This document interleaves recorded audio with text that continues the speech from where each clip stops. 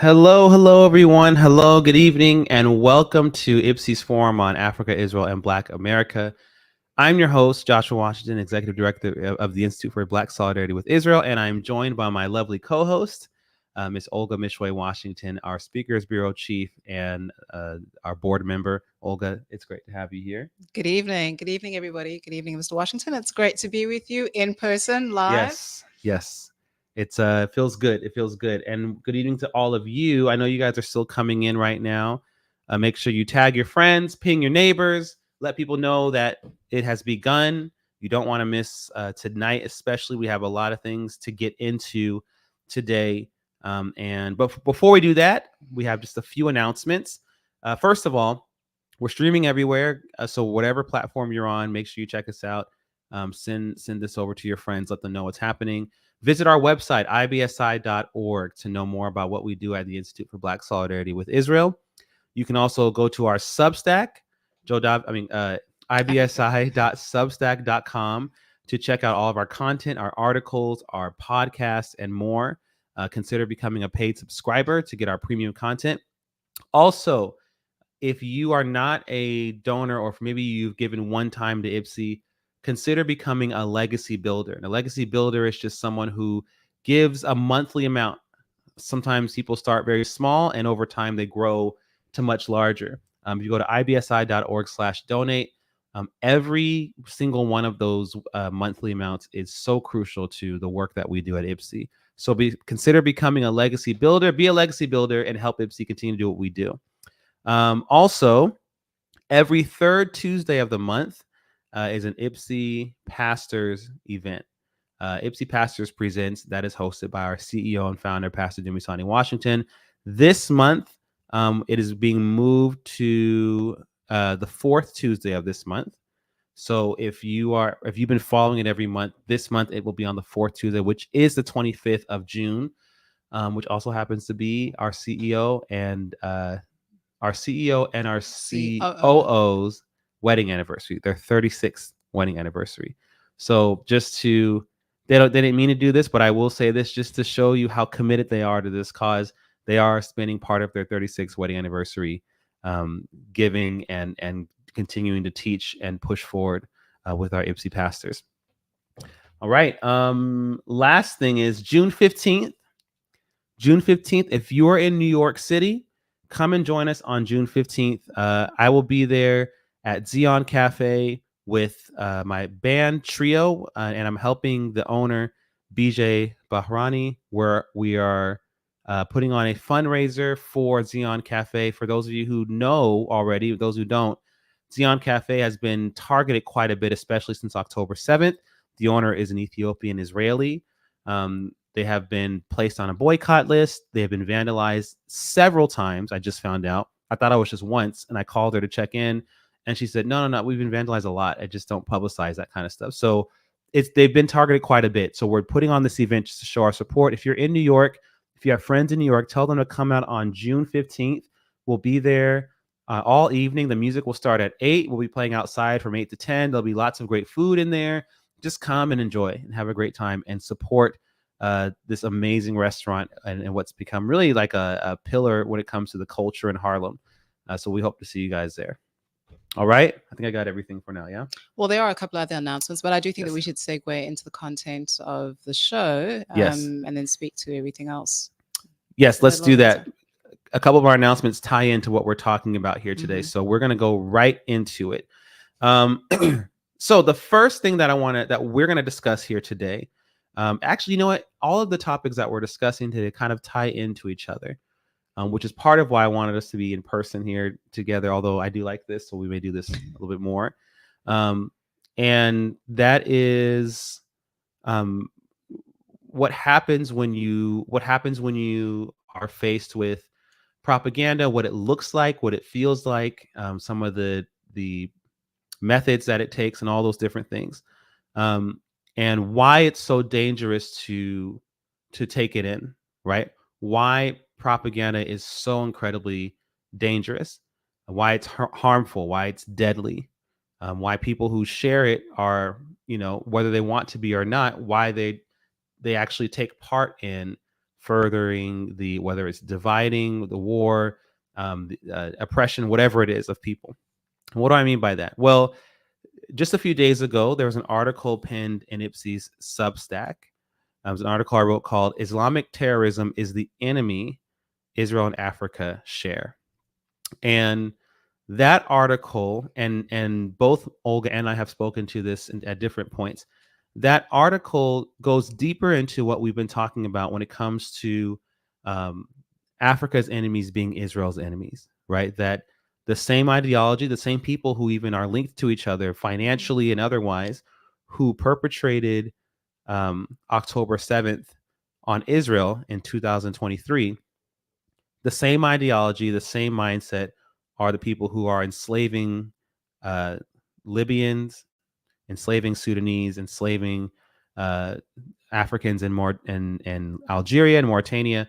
And we kind of talk about that, but even more so than that, there's been this growing kind of like faux intersectionality that's being forged between what's happening in Sudan, what's happening in the DRC, the Democratic Republic of the Congo, and what's happening in Gaza. So you might have seen, and I shared some of these graphics in the article, but there are countless. All you have to do is search. If you search the hashtag Free Sudan, even searching that by itself, right? Free Sudan, Free Congo, you will see these graphics of this portraying solidarity between the Sudanese people and the people of Palestine, right? So it's like Free Palestine, Free Sudan, Free the Congo. And that messaging has been passed around. It's been shared, I mean, hundreds of thousands, maybe millions of times. And it's an attempt to kind of paint the people of Gaza as victims, just like the people of Sudan are, and portraying Israel as the oppressor, just like the oppressors of the people of Sudan and the Congo. The only problem is, if you just take a little bit of a deeper look into what's going on in Sudan and what's going on in the Congo, the oppressors of those people are Islamists, just like Hamas. Mm-hmm.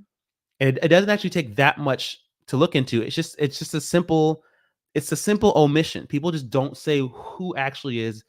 I saw the rapper. He used to go by Mos Def. His name is Yasin Bey now, but he was talking about it. He talked about the Congo, and he just conveniently left out the people who are actively oppressing the people in the Congo. He just said, "Oh, this is American imperialism and American XYZ." When I was watching, see, if I didn't know anything about what's going on, I would just say, "Okay, cool, that sounds good." The problem is the actual people who are the Allied Democratic Forces. That's what the Ugandan terrorist group is called, the ADF, who they're based in Uganda, but they commit terrorist acts in the Congo as well.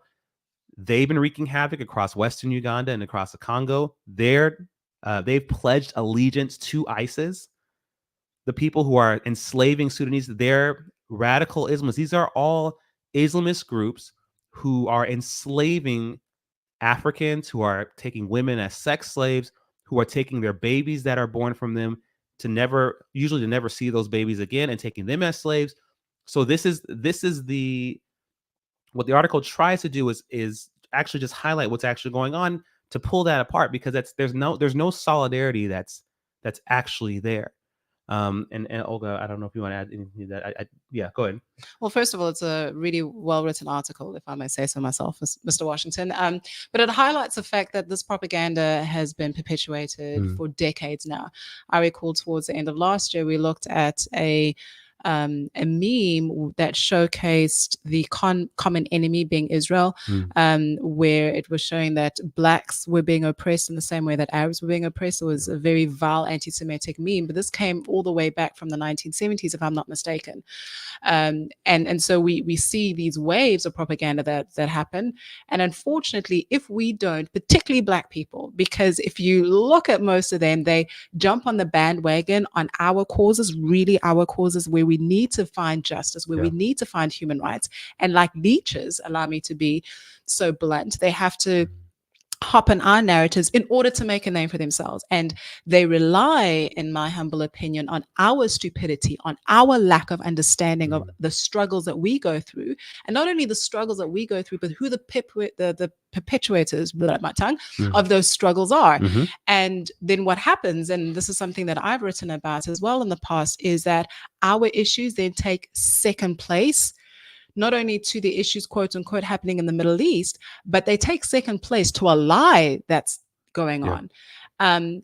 And unfortunately, these social justice warriors, these keyboard warriors that want to feel good about the fact that they've now lent their voice and their resources to a cause, they've been taken for a ride.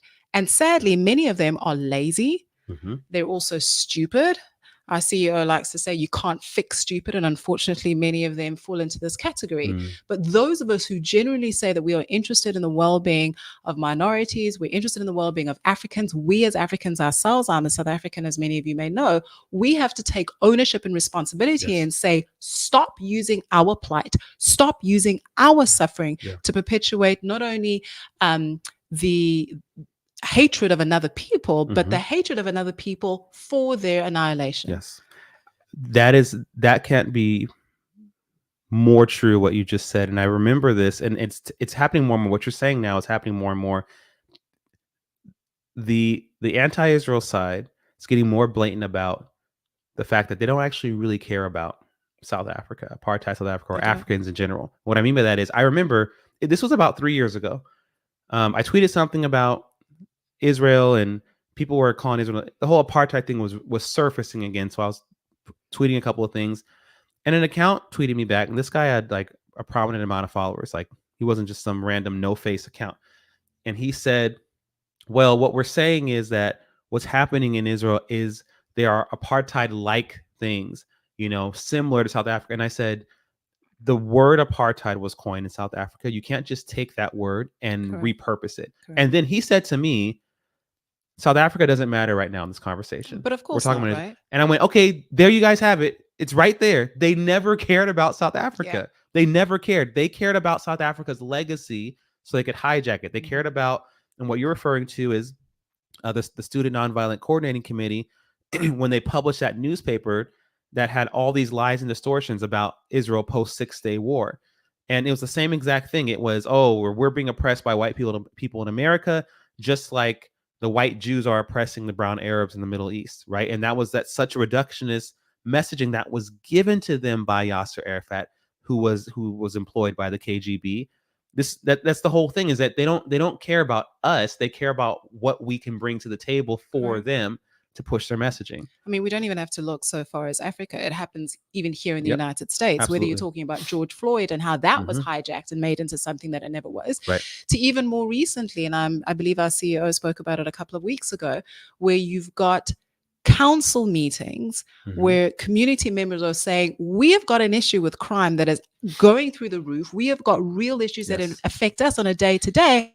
And council and the people are like, no, don't worry about your issues. We're not going to focus on, quote unquote, the Palestinian cause. So it's like, wait, do you care about us or do you not care about us? I mean, that they continue to show themselves that they don't care about us. And so now the question that belies on us is, what are we going to do about it? Because they're making it very clear. Are we going to allow ourselves to continue to be manipulated and our narrative, as well as our skin color, being used to be hijacked for this cause? Or are we actually going to take ownership of this and say, like, not anymore, like it ends with us? What was the name of that? We talked about it a couple of weeks ago. There's a conference in South Africa recently that just happened. Where they were, the conference was, I mean, I looked at the itinerary. Vast majority of them were just Muslim speakers, not really a lot of actual Black, but there were some, right? And the whole thing was just to bash Israel for being all kinds. Do you remember the name of the conference? I can't remember the name of the conference, but it was Global Apartheid something. And this then was planned for and held approximately 2 weeks before the 7th general elections in South Africa. And I know that we're going to talk a little bit about this later on in the program, because it has got significance to what we're speaking to now. But you have now got one of the most, if not the most important elections in South Africa since the dawn of democracy in 1994. And here we have people from across the world, and more specifically the Middle East, who are coming to our shores to talk about this quote unquote fact that we need to stand in solidarity with the Palestinian people. Meanwhile, our people are struggling in relation to poverty, in relation to unemployment, in relation to the lights that can't stay on, in relation to food that is no longer drinkable. I mean, it was a farce. It was an absolute farce. I remember seeing some of the footage from it, like the actual footage of all the speeches. And I was reading through the comments. I did not find, maybe I found one positive comment.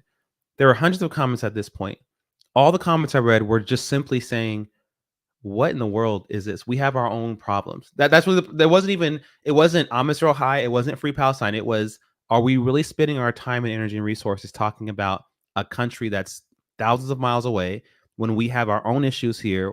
I don't know when I'm going to eat. We have food insecurity. We have load shedding, scheduled blackouts. Same thing in Oakland. Same thing. There was a, and it was just the timing of it was like so clear for you to see. A few months prior to October 7th, the NAACP chapter was trying to um, have an actual meeting with the city councilors of Oakland. They would not even let them inside the building. Mm-hmm. Then, was November, December, you have this whole entire hearing with hundreds and hundreds of people, and I guarantee you, a lot of those speakers were not from Oakland, to sit there and talk about what we need to do about Israel and what we need to do about the war. I guarantee I guarantee you there. I mean, not even guarantee you. We saw it. There were Oakland natives that were there going, "What do we?" Oakland smells bad now, and I'm not even trying to be mean. I go there for music and all kind of stuff. It like parts of Oakland don't even smell good to walk by. There's so much homelessness, so much death. There's so much trash. And it gets progressively worse every single time. And that's every couple months when I go out there. And you want to have this whole committee meeting with these hundreds of people to talk about Israel. Don't tell me that's not an agenda.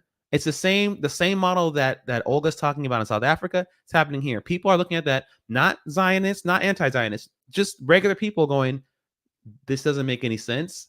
The homicide rate is through the roof. Children are literally being killed on purpose in the streets, 9-year-old kids. And we're going to sit here and talk about Israel for the next 3 hours.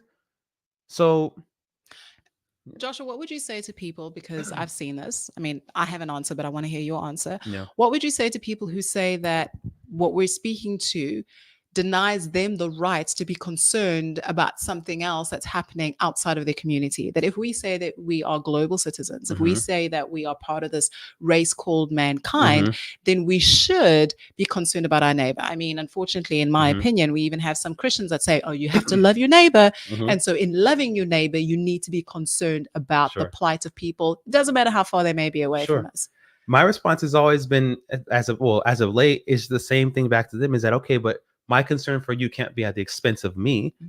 So I've been ignored for the past year, and now you expect me to stand up for you. You haven't stood up for me. And not even you haven't stood up for me.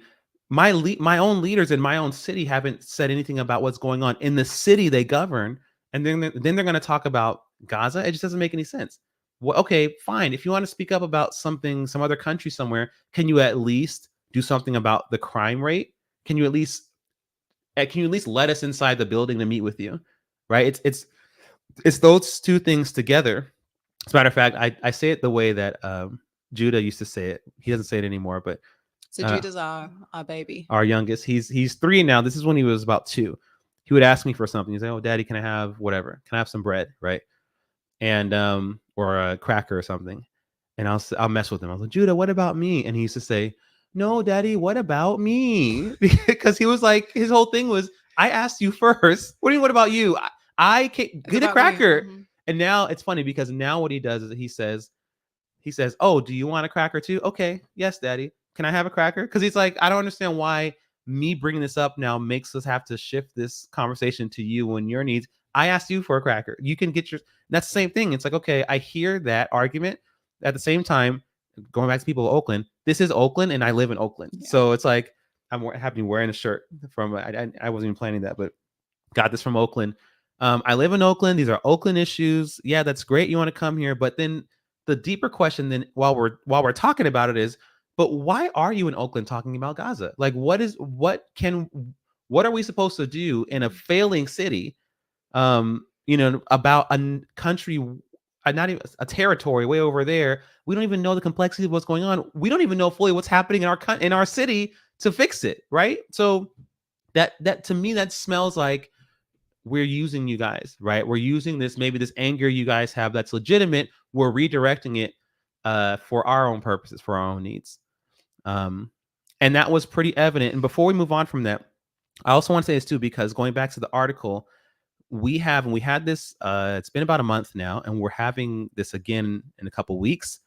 There's a very active, politically active, um, former slave from Sudan, Simon Dang, on June the 18th. If for those who are in the Carolinas, so Charlotte or anywhere in North Carolina, South Carolina, not too far away, on June the 18th, we are hosting Simon Dang in Charlotte at the JCC. He is going to speak about his story, his plight, and the organization that he represents, which is the organization that we also are partners with, the African Jewish Alliance, and what he's doing to actively end slavery in Sudan, in places like I said, Libya, Nigeria. We've been talking about it I think we talk about it every week at this point now. Um, and he highlights, even on a deeper level, how much he identifies with the Israeli people, especially what happened on October 7th. The first thing he did, he found the earliest plane to Israel right after October 7th, and he led a march from Tel Aviv to Jerusalem with a bunch of other people with them. There are Sudanese that are Israelis that live in Israel who joined him. A bunch of other people who joined him, led a march all the way to Jerusalem, and he was just there to be there and cry and to sit with the Israeli people, because he understands that pain deeply. He was taken into slavery at 9. He's seen so much death and destruction around him. It's insane. And he wrote an article. It's one of those powerful articles I've ever read from him, called "First They Came for My People, Then They Came for the Jews." So what we're telling you is not just some talking point. He's telling you, no, the people who enslaved me and are still enslaving people I know in South Sudan are the same people, the same mindset of people who did October 7th on Israel. And their goal is domination. Their goal is global domination. Their goal is subjugation and Islam. So if you're in the Carolinas, please come out. It's gonna be powerful. It's gonna be at the JCC. He's doing an afternoon event and an evening event, so you definitely have 2 different chances to come out and to see him. Were you going to add something to that, Olga? I mean, I was just going to say that we hosted him, what was it, 3 weeks, maybe a month ago? Yeah. And the impact that he had to the people that were both in the room as well as online was such that they've actually asked that we host a second event. So this really, really will be a life-changing event. We don't say that very lightly. If you can join us in person, we really encourage you to. It'll be worth the drive wherever you're coming from. If you aren't able to, then of course we will have streaming options available. But yeah, and I forgot to add that too. Yeah, this one is community driven. So we brought him out the first time. The community loved him so much, they were like, we need to make some. So they actually came to us and said, we put these things in place. Can you guys host them again? And we were like, yes, of course. So let's do it. So please, you guys, make time. It's up there on the screen still. Scan the QR code or take a picture with your phone. Make sure you register. It's a free event, but when you see on there, you can donate something when you come, and it'll go to the event. Yes. Maybe also let me say this, that if you have any friends, or if you yourself that's watching this are somebody who says that they have a heart not only for Africans but for people that are suffering, then this is a place where you need to come to and be educated as to where your efforts should be going in order to really make a difference. Absolutely. So yes, so that's going on. I want to pivot, but not super pivot, because we're kind of in the same vein right now. We talked about people who come in who don't really represent you, who are using you for their cause, right? And I want to pivot because you made a post earlier this week that I thought was really it hit the nail on the head. South Africa just had their elections. There's still stuff going on about like how this is actually going to go down, which I'll have Olga talk about in just a moment. And then on top of that, you have another enclave of people who are confused as to why certain parties didn't get more votes based on the whole free Palestine thing. And they're not sure why. Oh, there was huge rallies and da-da-da-da. I don't understand. And so, Olga, why don't you take it from here and let us know. First, I know we don't want to get like super deep into it, but let us know, how these past few, you were just in South Africa. You were there leading up to the elections. What's been going on and what's happening right now.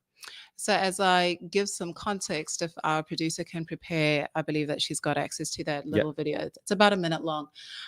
So South Africa had its 7th democratic elections.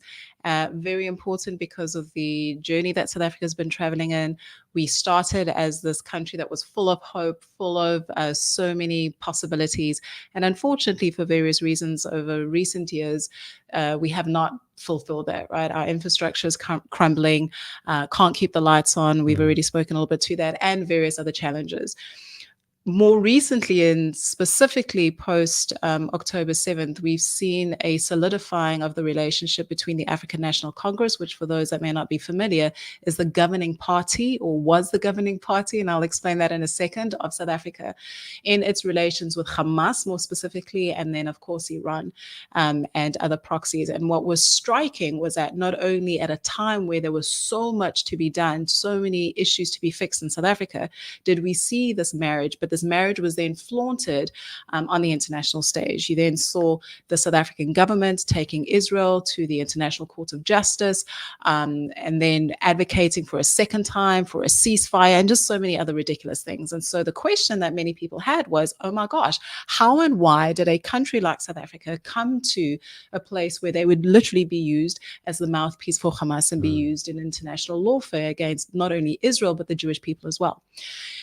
Coupled with that, we not only saw this stance then been taken on the international stage, but locally in South Africa, we saw the African National Congress, and sadly as well, the president of the African National Congress, who happens to also be the president of the country, or at least was the president of the country, Cyril Ramaphosa, donning a keffiyeh, attending miniature matches that had absolutely no significance to national importance between irrelevant soccer players in the name of standing in solidarity with Palestine. We also then saw at the manifesto launch, which was the beginning of the election campaigning of the ANC, a ginormous Palestinian flag being paraded along. What was striking, and I posted about this on my personal social media, was in the days, maybe 4 days to the elections, we had the closing rally of the African National Congress. Once again, we had this ginormous Palestinian flag. Joshua paraded in the stadium that was filled with thousands of people, and there wasn't a single South African flag. So here you are as the governing party of South Africa saying to South Africans, vote for us. We are your party of choice because we want to do X, Y, and Z for South Africa. Meanwhile, there is not a single South African flag. And so I, who does not support the ANC, but I as a South African shouted out, and I was like, hold up. It doesn't matter what your politics may or may not be. You should have a problem with us.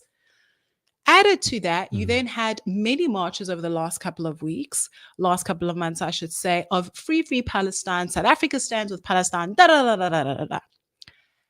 Elections happened on the 29th of May. And so you would think that many people who were then participating at these rallies, saying free Palestine, who were then showing solidarity and support with the African National Congress in its stance, in its position with Palestine, would have voted for the ANC. In fact, there were several articles that were written to say any South African who believes that South Africa has made the right decision, the South African government, I should say, has made the right decision in its stance, its openly hostile stance against Israel, if that is your position, and more specifically, if you are a Muslim, without going into too much detail on that, because that's a topic for another day, but the majority of the Muslim population, or people in South Africa that identify as Muslim in terms of the faith, and more specifically, the colored population. In South Africa, we've got different races, colored is its own. They were the prominent figures and people that were attending these rallies. So there was information going out saying you need to vote for the ANC because this is an important issue of note. 29th of May happens, the votes start to come in. If the producer can please play this video, and then we'll unpack what the results actually turned out to be. Cape Townian citizens, we need to talk. So on Wednesday, when you were in the line at your voting stations in your voting district, you know who was in the line with you. You could see the people in the lines, right? So we're all going to do a little recon together. We're going to do a little group project today. There's a website called the NPE Results Locator, and then you can check what the voting results were for the voting station where you went to. This is a voting station in Turf Hall Road, 42% DA. In Turf Hall Road, this was a voting station in Kromboom Road, 41% DA. Kromboom Road. Oh, it gets better. This was a voting station in Cravenby by the ShopRite, 74% DA. And then I thought, wait, man, let me take it a step further. This is a voting station by Waterloo Mosque, Waterloo Road Mosque, 42% DA. Please go check your voting station. The NPE Results Locator is the website. And check if the votes there line up with the people you saw in the line. Because we were free Palestine all day, every day. Who is voting DA in the areas where I see all the free Palestine flags? Please explain this to me. This is not making sense. So somebody, some of us, it's either it's us or it's the IEC. But somebody's catching on cuck here. Please check your voting districts. Go check your voting station. You can put down like the exact voting station where you went to go vote. You can put that into this website. So over there in the top, you can literally search for the exact spot where you voted for. Who is it? All right. So first of all, I chuckle because I love the accent in South Africa. Depending on where you live and what race you are from, we speak very differently. And so the gentleman that you saw on there, he's a colored, or like I mentioned, the fact that in South Africa, colored is its own race. Explanation for another day. And that's the accent that they come. Love it. So let's explain a couple of terms and then I'll delve into why he was astounded. First of all, he in several places used the word or the phrase DA. Now, the DA is one of the political parties in South Africa. In fact, they have emerged as the second most popular nationally party in the country, and DA stands for Democratic Alliance. In South Africa, just like in the United States, as well as many other countries, you have national elections. And then you have here in the United States, it's state level elections. In South Africa, we call them provincial. So this gentleman comes from Cape Town, which is predominantly Muslim and predominantly colored. This is also the place where he's busy talking about particular districts and particular streets. If you go to Cape Town now, then you'll find not only a lot of Palestinian flags that are being waved around, but also buildings that are painted in the Palestinian colors, where you are talking about massive marches that have happened over the last couple of months in South Africa in support of the Palestinian cause. It happened in Cape Town and more specifically in these regions. So this gentleman's now saying, okay, wait up, hold up.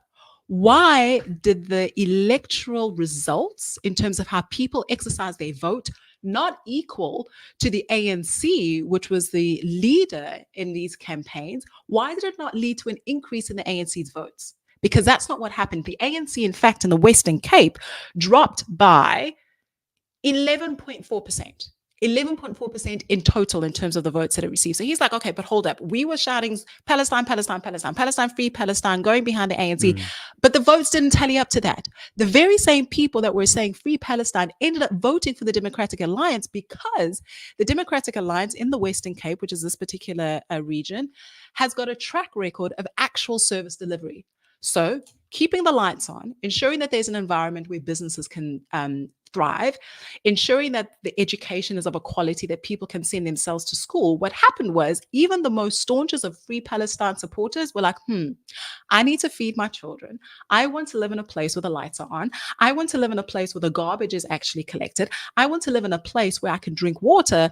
I'm not going to go for the ANC because actually Free Palestine is not a real issue. The real issue is what is best for my family. And so that's why he's like, okay, these numbers do not add up. For me as a South African, and more specifically somebody that's in this space, I recall several times having conversations with different people to say, it does not make sense to me. What is the ANC's real agenda by going this route? Because the Muslim community, even though they've got such a big voice, is less than 2% of the population in South Africa. Less than 2%. So why would they pander to the cause, quote unquote, of a people who identify with the Palestinian movement from an emotional or even a religious perspective? It doesn't make sense. And I was convinced that there had to be a broader agenda. And truth, Bob, here we see that there is another agenda. Two last things, and then I'll hand over to you, Joshua. Unfortunately, because we as South Africans have allowed, whether it's directly or indirectly, I'm still a South African, even though I was speaking against what's happened, I have to take ownership of the fact that my country did it. We have contributed to the global vilification of the Jewish people. We have contributed to an increase in anti-Semitism, unfortunately, because we have allowed in our name Israel to be taken to the International Court of Justice, and various other accusations to be used, as well as a continued accusation that Israel is an apartheid state and other libels. So in our name, even though when it really came to crunch time as to what matters to South Africans, we said that doesn't matter, but unfortunately, we allowed that to be used in our name. Truth to Power is a weekly radio broadcast feature. Number two, we have allowed. Sorry, go ahead. Yep. Number two, we have ensured, and I use the word ensured because if we as Christians say that the Bible is true, we have to acknowledge the fact that if he says, I will bless those who bless Israel and I will curse those who curse you, we've invited a curse on our nation, and that curse is still going to come, right? Because God is true to his word.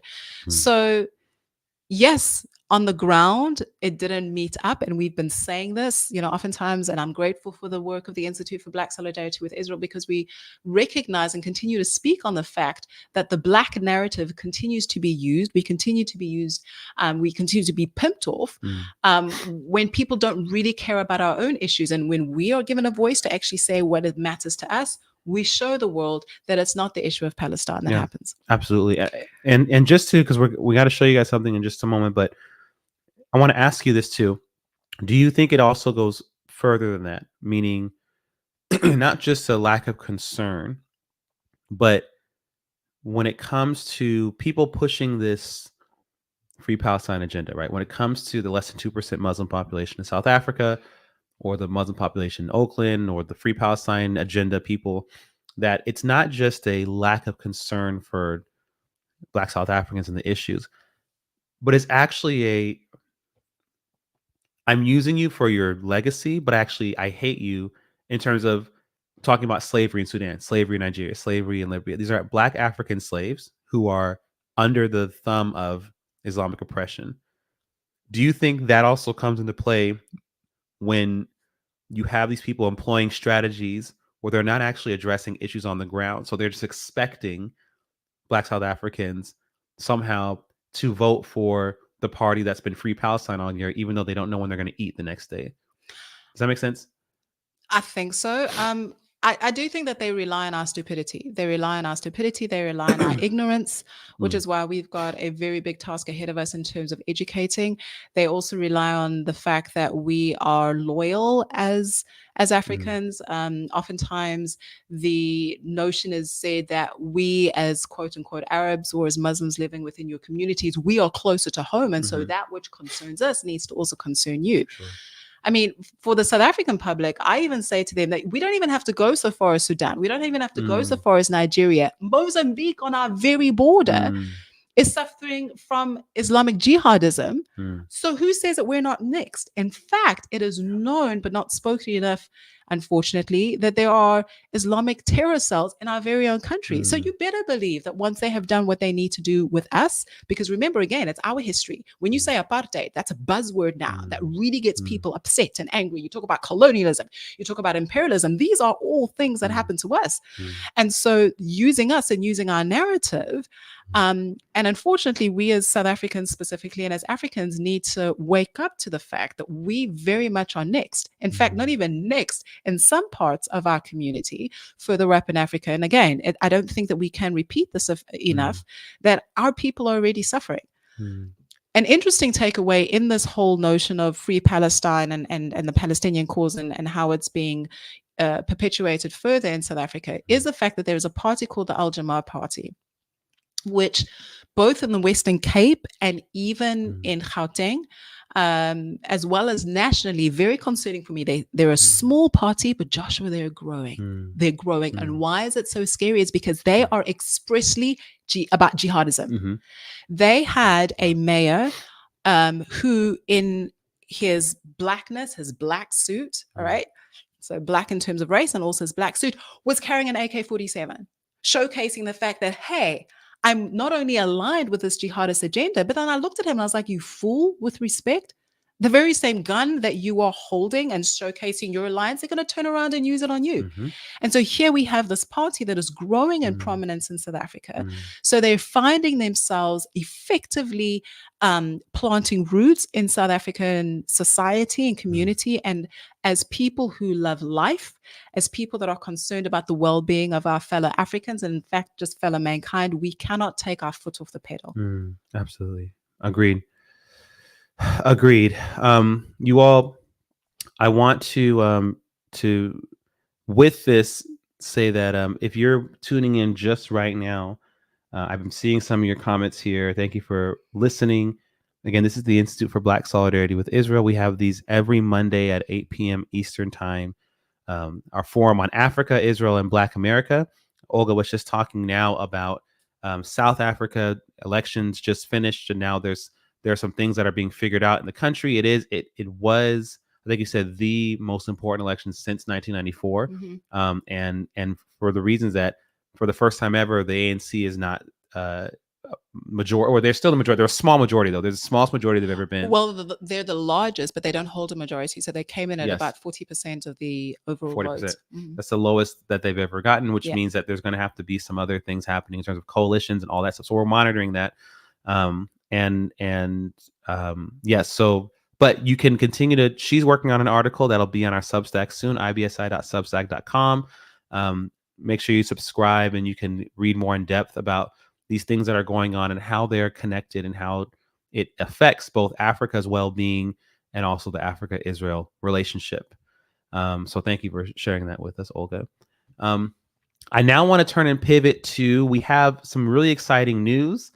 So we're going to share with you a video of a new venture that our CEO and founder is branching into, a radio show that was going to be taking place called Truth to Power Live.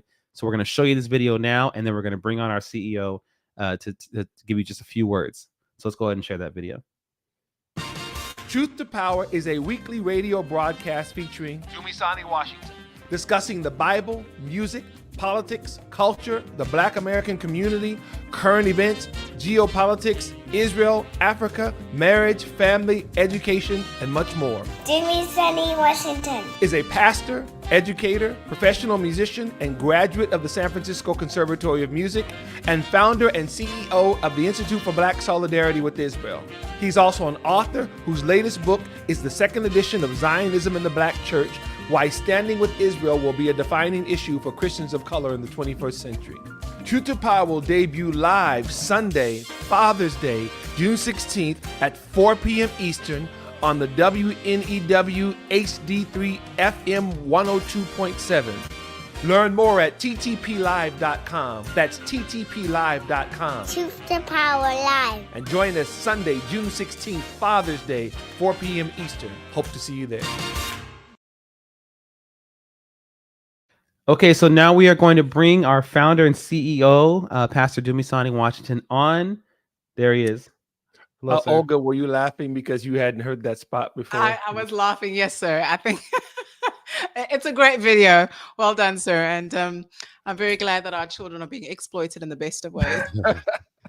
It was too funny. I had Joshua helping me with it. At first, we were going to try to do them all excited and saying it really loud, and then we let the COO hear it. She says, "I don't know what they're saying." Anybody ever remember Finding Nemo and that scene when the little turtle is trying to tell them how to do the tuck and roll? He goes, "You're really cute, but I don't know what you're saying." So we tried to do it again. So hello, everyone.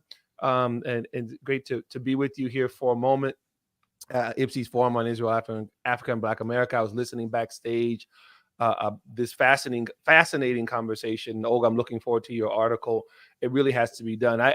If I may say so myself, this is not about me at all, but the kind of information that you all are bringing to the table is just not readily available. The synthesizing it with the Israel issue in terms of standing with Israel, fighting for freedom, fighting for justice, bringing truth to what's going on with the whole radicalism, whether it be on our campuses or whatever. Just like the Africa Jewish Alliance, right? We're talking about, like we say, on October the 7th happens every week in Sudan, happens every week in Nigeria, and unfortunately in a growing number of spots where Africa is concerned.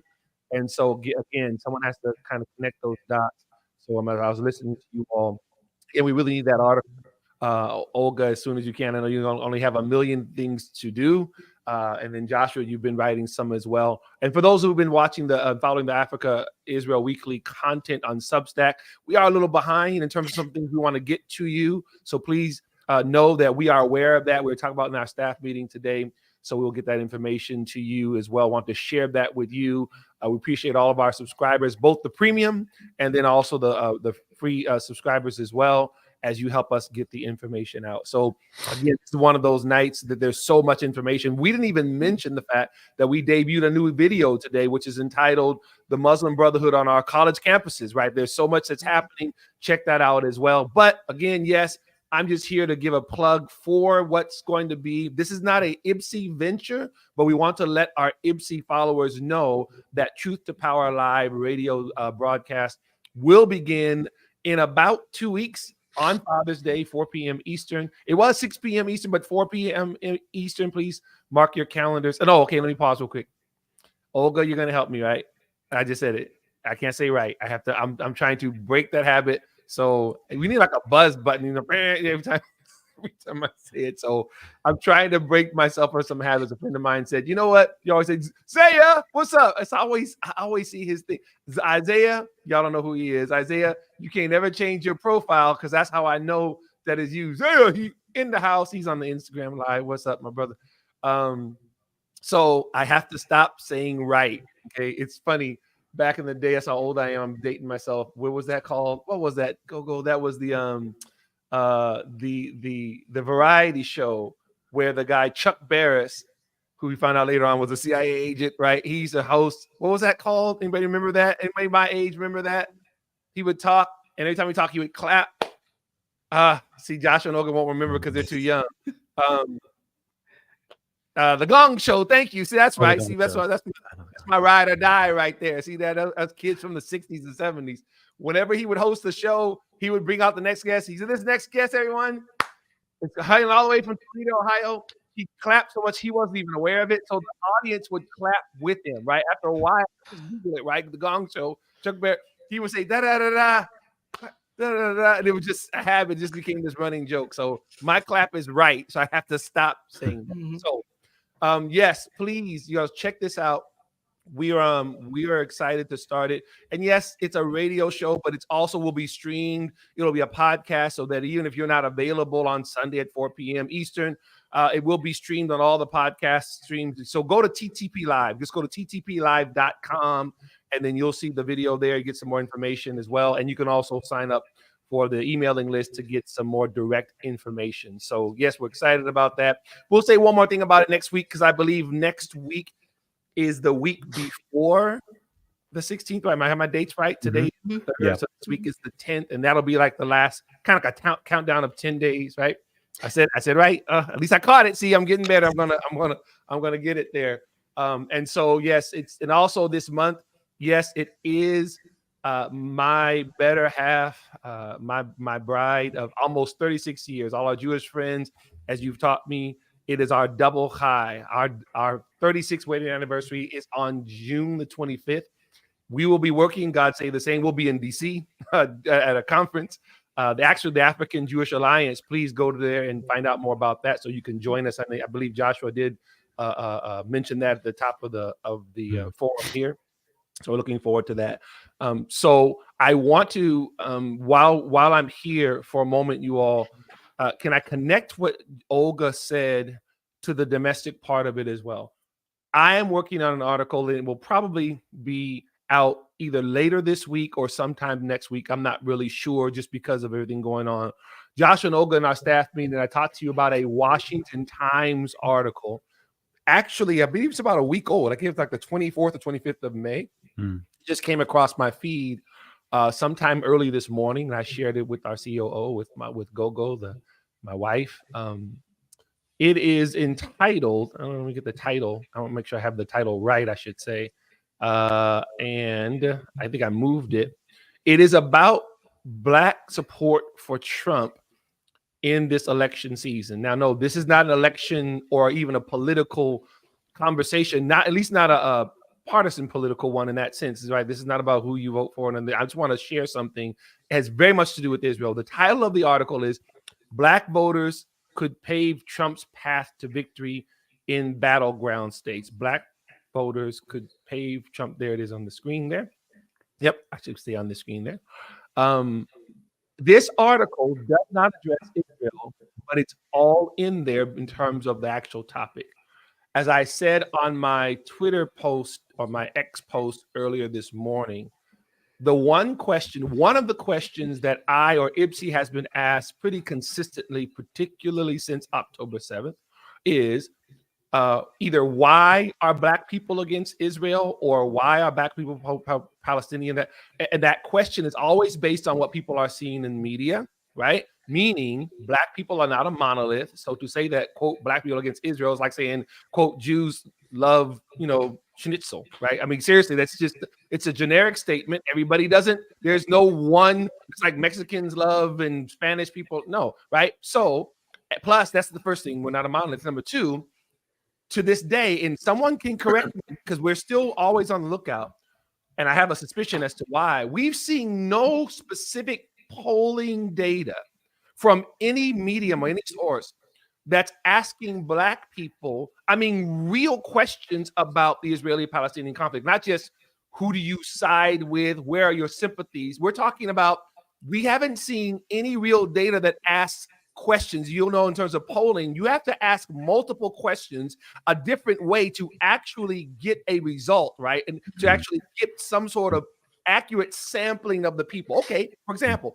this is why when they polled over 1,200 Black Americans and asked them about defund the police, and they came out with it from that rubric that over 80% of them were against it. This is why the whole Black Lives Matter, Jewish Voice for Peace, all the rest of them, they never cited statistics, they never cited numbers, because they knew that the vast majority of Black Americans were totally against defund the police, right? And with good reason, as you all were touching on a little bit earlier on today. So I'm saying all that to say this. Let me read you a quote from that Trump piece in the Washington Times, right? I'm quoting now the piece that we're talking about Black Trump supporters. And tell you what I mean. Here's the quote. In nearly all the polls, Mr. Trump was ahead of Mr. Biden in the swing states with the help of Black voters. Along with other minority voters, they have abandoned Mr. Biden in significant numbers, mostly over the economy. Get that? Mostly over the economy. Let me keep going. I'll continue my quote. Mr. Trump's internal polling reflects a similar upward trend in Black voter support in the battleground states. Continuing the quote. It's being driven by middle class and working class Blacks, said Jim McLaughlin, who polls for the Trump campaign. They are comparing Biden and Trump, and they believe when Trump was president, they had more money in their pockets and they felt safer. Last sentence. Mr. Trump is vying for an even greater share of minority voters by promising to fix the economy, secure the southern border, and lower crime rates. Let me read that last sentence again. Mr. Trump is vying for an even greater share of minority voters by 1, promising to fix the economy, 2, securing the southern border, 3, lowering crime rates. You know what you did not hear in that quote? Israel, Palestine, Gaza, none of that. What's my point? When the New York Times ran that piece about 1,000 Black pastors are demanding a ceasefire, 2 things. Number 1, there's way more than 1,000 Black pastors in the United States of America. That's the first thing, right? That's still I don't even know how infinitesimal that percentage would be when it comes to the Black pastors, of which I am one. Number 2, when they did that, they ran that article and they talked about the Israel-Hamas war totally in the context of electoral politics. That is the most evil, heinous. People are dying. Israeli soldiers are dying. Palestinians are dying. That you have a situation in which, yes, the lowest death rate in terms of terrorists to combatants to civilians. Absolutely. No one does this better, as heinous and as crazy as this is. No one does it as evil as war is, as destructive as it is. The Israeli Defense Forces are the best at it when it comes to actually having to eliminate hostiles, eliminate terrorists, okay? Even though Hamas embeds themselves, and we had all those discussions before. Nowhere in that polling was Israel even mentioned. They talked about border security, how much eggs cost, how much gas costs. You know what? Because black folks are like everybody else. We trying to feed our family, send our kids to school, trying to not to break the bank. We don't want to have to bring our kids' lung to the store to buy some celery, right? This is what's actually happening right now, right? So when they tell you, oh my goodness, black people are standing with Palestine and Joe Biden needs to do something about Israel, otherwise he's going to lose a black vote. They are lying to you. They are gaslighting you. And here's the parallel. They do the same thing with black South Africans. Oh, Israel, Palestine, Palestine, Israel, Gaza, Gaza, Gaza. And folks need jobs. Folks need better schooling. All of those things. Number one, most black South Africans are Christians. They do stand with Israel. And then number two, most of them, if they're working class, they just trying to pay the rent, right? You want to talk to them about this kafia and this free Palestine, and they're actually trying to figure out how they're going to make ends meet this month. This has been going on for the longest. I will be writing an article about it to explain this, and I'll say this last part. Joshua, I'm going to give it back to you. This is also why when some of the mainstream press reached out to us, we said these types of things. We're going, first of all, the black community is not against Israel. Secondly, we got other things going on. Have you talked to the NAACP out there in Oakland? Who, while they're talking about, hey, they're dying out there, nobody wants to talk about them, but they want to use them for like free Palestine and use them for, right? They don't want to have that conversation. Again, people understand, and particularly for my Jewish brothers and sisters, let me encourage you, first of all, and understand that black folks are not against you. Yes, we're not a monolith. Some are pro-Palestine, some are pro-Israel. Yes, but please don't take the media, get off TikTok. If that's messing you up, seriously, no joke. We as Christians, we quote the scripture that Jesus said, if your right eye offends you, gouge it out. Pluck it out. If Twitter is messing you up, turn it off. If TikTok, why? Because it's not the real world. Even when we post stuff on social media, it's to share it. I'll say it like I always say it. We don't do social media because we don't do stuff in the real world. We do events in the real world. We'll go to Harlem. We'll go to Chicago. We'll have these conversations and we'll share that stuff on social media, links and that type of thing as well. We do both, not one or the other. We do both. And the most important one, I should say, the one in which we get to talk to people, look them in the face, have these conversations is when we're there with them in their churches, in their communities. And Joshua, we won't do it this week, but next week we'll make sure we'll begin to plug our event that Pastor Matrilla Hall is hosting us down there. It's in July, so we have a little time, but we want to make sure we start to let people know that we're going to be down there as well. So I just wanted to say that, you all. Make sure to yes, I said some on the notes for me. So two things. Number one, Truth to Power Live starts on June the 16th. Again, it's not an IBSI venture, although, like I said, we'll be talking about Israel, Africa. We'll be talking about family. We'll be talking about politics, geopolitics, all kinds of different things. We'll have some different hosts, different guests, and everything. We're looking forward to having them on as well. So again, and we'll if I share something that they're doing here at the IBSI forum. No, I'm not leaving IBSI. I'm saying they, like, no, I'm still at IBSI. That's not happening at all. We're just doing this, and I want to shout out to our friends there who reached out to us about the whole Truth to Power Live thing. We had the idea of the name, but they reached out to us and said, hey, give me something, why don't you consider this radio thing? And we talked about it for a while. Yeah, we're looking forward to it. So yes, those things are very much connected. And this is why Joshua and Olga, and I'll give it back to you. This is why not just speaking truth to power, absolutely, but doing the work and getting the information out to people.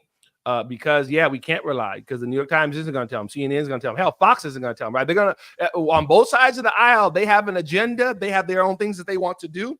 And whatever's going to sell them tickets, right? Whatever's going to pay that rent for them, that's what they're going to do. It doesn't matter if it's true, right? It doesn't matter if it's true at all. So, of course, when the lies are going on, like you said, Joshua, they impact the community, not just black folks, but just folks on the ground, right? You want to yell at me and scream at me about Israel, Gaza, and gas costs $5 a gallon, right? And so I'm trying to, again, I'm not saying that there's not a foreign policy and domestic policy. There's two different things, but I'm saying you're asking what's important to me, and then you're going to lie and say, I told you Israel, Gaza. Come on, man, right? So that I didn't put that wasn't even on the top 10, right? That's not even stop. We need to stop it. So we need to stop letting people do that, and we need to make sure that we're telling the truth. So, all right. And I said it right. I know about a million times. I'm working on it, folks. I'm working on it. I really, really am. All right. I think you did well, sir. I only counted it a few times. Yeah, I didn't notice actually. That's the problem. When I see the recording, I go, oh, okay, I said it. But yes, man. But thank you, y'all. Yep. Thank you guys, and you all carry on. I think. And then our producer backstage said something there. Oh.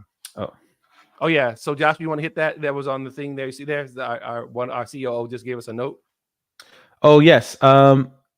So yes. So first of all, thank you guys for tuning in. Again, if you are not a contributor to IBSI, go to ibsi.org/donate and become a legacy builder.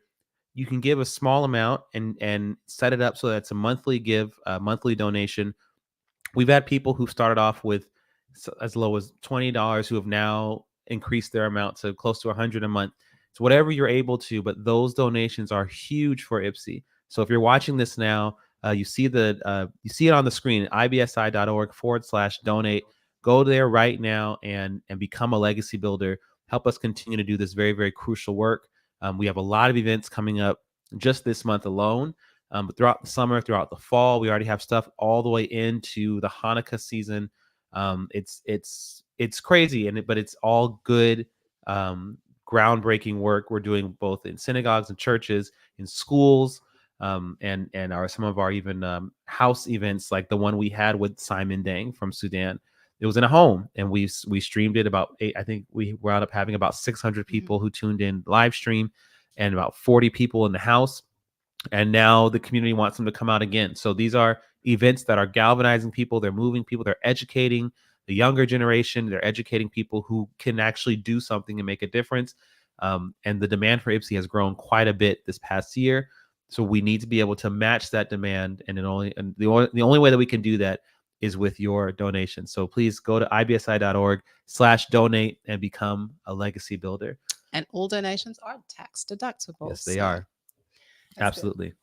And that is anything else you want to add, Olga? I think I just wanted to touch on one thing that one aspect of what our CEO said. You and I were speaking about it before we came on, and we'll unpack it more fully in another episode because it speaks a lot to advocacy and really creating strong allyship.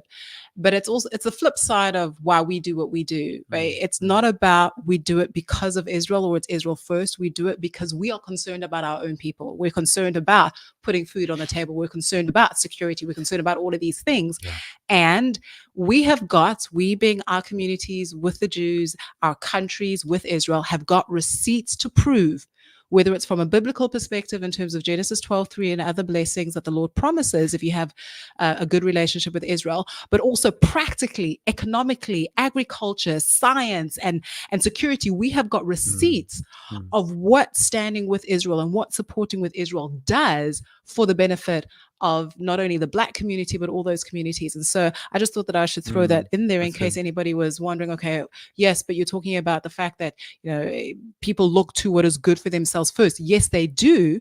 Right. And so that's where the line relation to the Black support for quote unquote Palestine comes in. But the reverse is also true. Like I do what I do because I am passionate about Africa's future and what God has got planned for her. And it is truth that Africa will only be able to reach her fullest potential if we have Israel as a close friend. Absolutely. That's good. Yeah.